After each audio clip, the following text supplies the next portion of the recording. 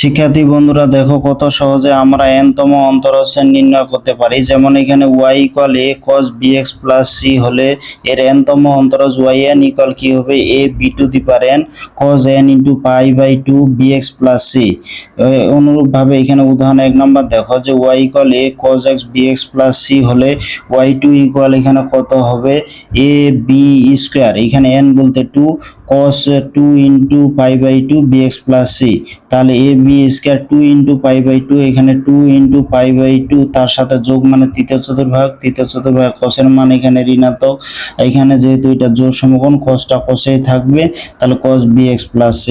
এখানে দেখো এই y = cos 3x plus 4 হলে এখানে a2 বলতে এটা a বোঝাচ্ছে, এখানে 3 বলতে এটা b বোঝাচ্ছে, তাহলে y3 = এখানে কত হবে, এই 3 বলতে এখানে n বোঝাচ্ছে, তাহলে a b to the power n, a b to the power n, এখানে a বলতে 2, b বলতে এখানে 3 আর n বলতে এখানে 3 to the power 3 cos 3 into pi by 2 3x plus 4, এখানে 3 into pi by 2, তাহলে এই জায়গায় বোঝাচ্ছে 3 into pi by 2 তার সাথে যোগ মানে এটা হচ্ছে চতুর্থ চতুর্ভাগ cos এর মান ধনাত্মক,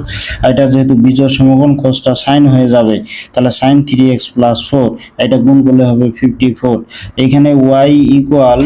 4 cos 2x plus 3 হলে y2 = কত হবে, এই 4 কে a ভাববে 2 কে b ভাববে, তাহলে এর উত্তর কত হবে কমেন্টে জানিয়ে দেবে। আর শিক্ষার্থী বন্ধুরা এরকম শিক্ষণীয় ভিডিও পেতে ইউটিউব চ্যানেলটি অবশ্যই সাবস্ক্রাইব করে দেবে।